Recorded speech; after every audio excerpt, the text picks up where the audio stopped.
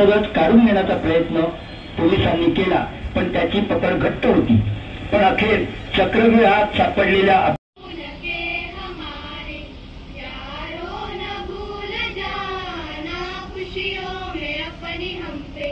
आंसू बहाते जाना दिन खून के हमारे, सैयाद ने हमारे चुन चुन के फूल तोड़े, वीरान इस चमन में.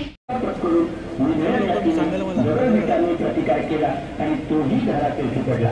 रामचंद्र महादेव सुरू यांची याच ठिकाणी बलिदान झाले. त्यांच्या सर्व कुटुंबाने स्वातंत्र्यासाठी खूप किंमत मोजली आहे. शिकून गोविंद मोरे हा शेगावचा तरुण गरीब